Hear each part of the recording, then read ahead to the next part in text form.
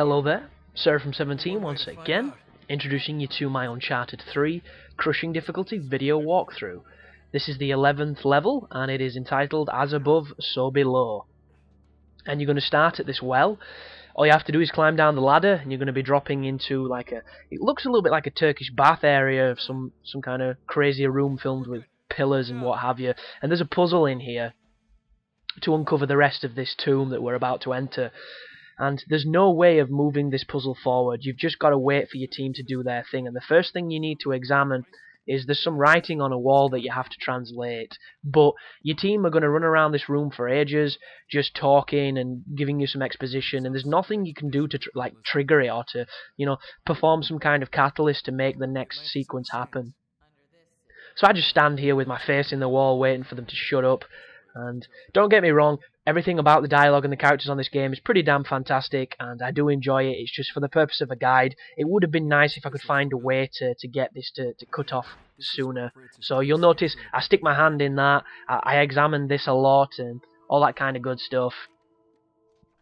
But as soon as he says that the map has this drawing on the back of it, when you press back, or select, sorry, you will bring up the map to show you that you're in the right pillar room, and then you need to examine the writing on the wall eventually when it lets me do it.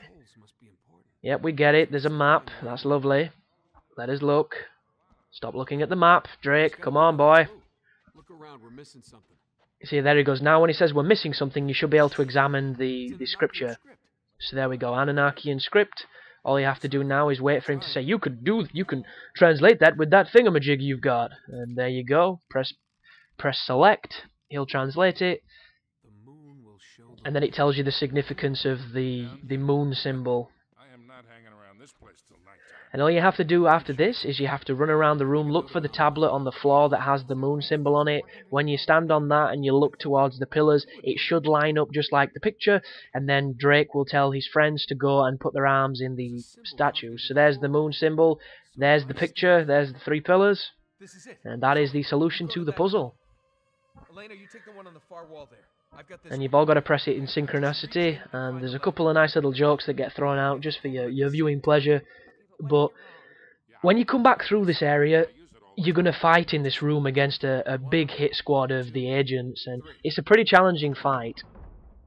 All you need to know is they drop in from the middle and they flank around the room, and you want to use the pillars as best you can. But I'll talk about that when we get there. There's no point, jumping the gun. Now that we've solved the puzzle, the door comes down, the secret entrance is revealed, and we can push on into the heart of the mystery, basically.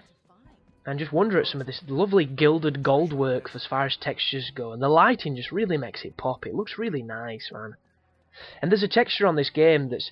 do you see that green one on the walls where it looks like it's bricks that have been kind of interlaced together to look like spiking out of the wall? It's a two-dimensional texture that's almost like an optical illusion. It looks like it's 3D and it looks amazing. But this is a pretty big puzzle, this. And what you have to do is, do you see the cogs on the wall? Well, you have to get the cogs with the 4 circles on them and the cogs with the plus sign on them. And what will happen is, you're going to find out that one cog has to be moving left, the other cog has to be moving right. And you have to put them in order so that all the pieces follow the direction they're supposed to go. And luckily enough, I figured this puzzle out and I managed to do this first time on the recording run, so I didn't have to fuck about with my placements too much.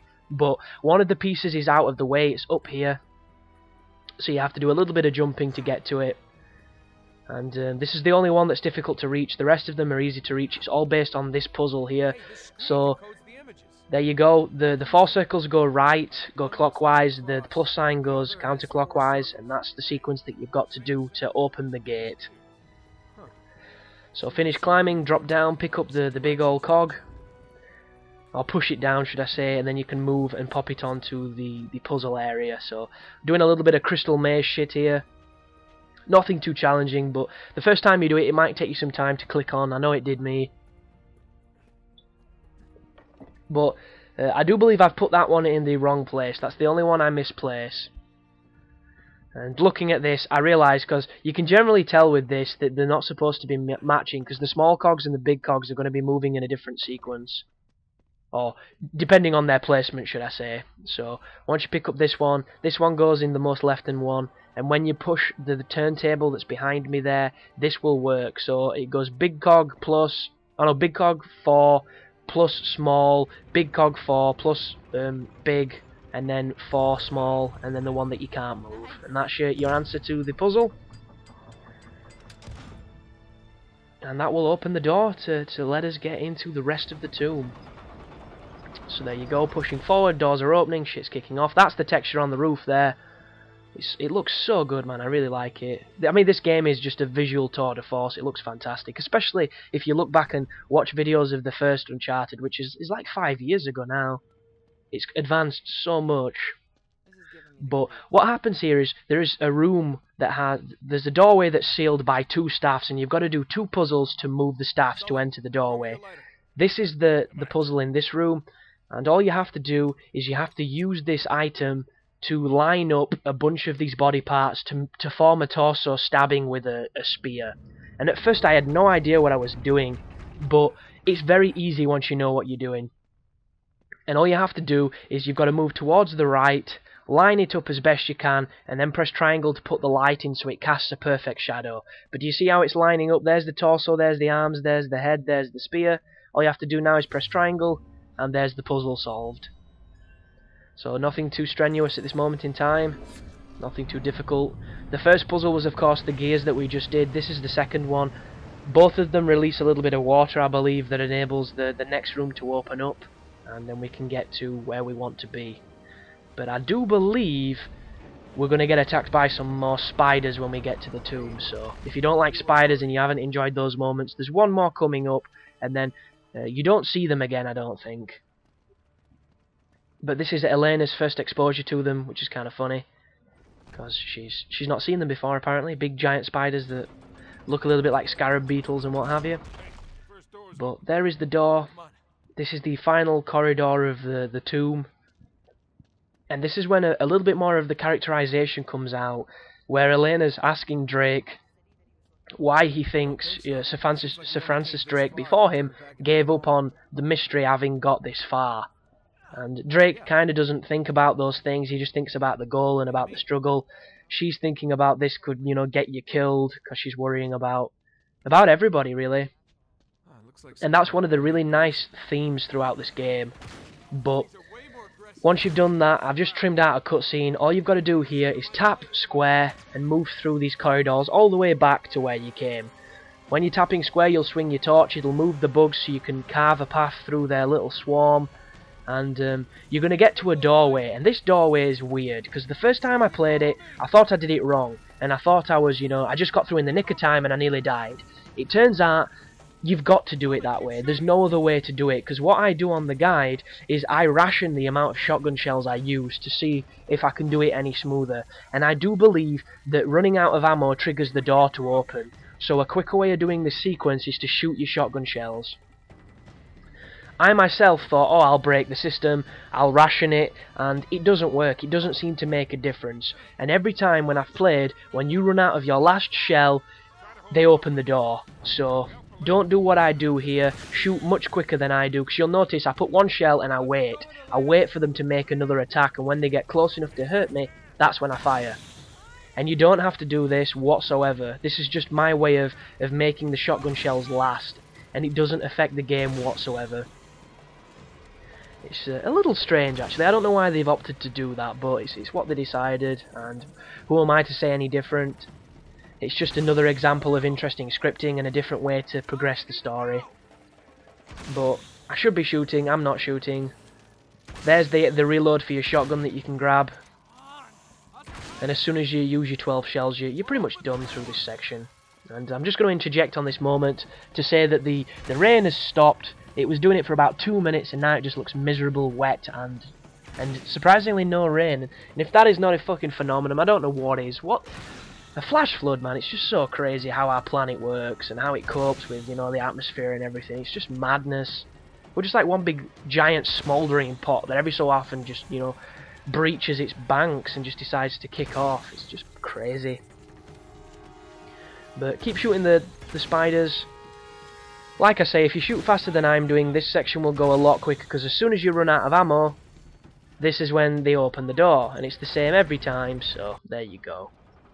But just trimmed out another cutscene, and we're going to be running back to the room that we entered in, and that's when the tear gas is going to get thrown down the well, and that's when shit's going to kick off. So I've got a shotgun, and I think that's all I've got, and that's the only reason that this fight starts out even more challenging than it needs to be. So, as soon as you enter, you're going to see the smoke canister come down, and that's your cue that shit's going to start kicking off. And there's no real good spot in this room to sit, because the enemies are going to adjust to where you are regardless of where you are. So, just pick a corner, pick a piece of cover, and just watch the centre of the smoke for the guys to drop. Sometimes it can be easy to see them, other times it can be slightly more difficult, and as soon as you start taking damage from your left or your right, that means they've flanked you and you need to move where you are, you need to move into cover. And as soon as you see a weapon, pick it up. There's an AK there just teasing me, and I really want to grab it, but at the same time, you die so fast on crushing, you need to be real careful. But the shotgun is effective. It's just not the best tool of the trade, in my opinion, on crushing anyway. On the other difficulties, it's probably really fun. But I got hit from the right there. It's probably that guy in the smoke. There's another dude dropping down. Just keep eking your way out of cover, shooting them, but always back up just in case you get shot. And the real test of this room is when they drop the heavies, because the heavies take a beating on every difficulty, and especially when you're getting, pitter-pattered from the normal soldiers, the heavies can be really dangerous. And there's one to my left right now. He's got a shotgun. I'm exposed here. My life is low. I'm trying to sit in cover, but for whatever reason he's standing there and getting shot. My team are doing a real good job of suppressing him, which is nice. There's a bad grenade throw that ends up, inadvertently killing his buddy. And that situation worked in my favour. They don't always, you need to be aware of that. But just stay in cover, keep watching your surroundings. As soon as you see somebody moving to a position that you can take them out, feel free to play a little bit more aggressively and push forward, but make sure you're confident in your gun, because if you're not, you're going to die. It's that simple. He was throwing a grenade which dropped at his feet and blew him up, always good. And there's a couple guys over there, because you can tell by your team shooting at them. I fire into the smoke and somehow manage to hit a dude. Another guy drops down. I think he's a heavy. He's a brute. And 4 shotgun shells kills the brute, apparently. The music subsides, but it's still going, which means there's still enemies. I swap for the AK, which is a really useful gun at distance. And then it's just now, all you've got to do is mop up now. You've got to keep on, staying patient, staying vigilant, staying in cover. And just take your time. Don't get too crazy. Don't get too overconfident. You never know. I mean, look at that. I could have easily died then if one more bullet had hit me. And unfortunately Sully's head gets in the way here, and this grenade comes real close to causing a whole world of trouble. I see the heavy on my left. He's going to come round. He's taking his time though. I don't know what he's doing. It looks like he's clipping on the wall. There's the second heavy. His helmet's off, so you want to focus on him. I don't know how it came off. It might have been a grenade. I'm in a bit of bother here, but luckily enough, if I use the cover intelligently, I should not die. And, when all else fails, just run away. The guy's got a shotgun. He's not going to hit you from some ridiculous distance. It can't be done. And even if he does, it's not going to do enough damage to kill you. And all that's left now is to kill that one heavy, and the room is done. The level is halfway through. All that's left to do is a bunch of chase sequences, but they're all going to be on another video, and they're very easy.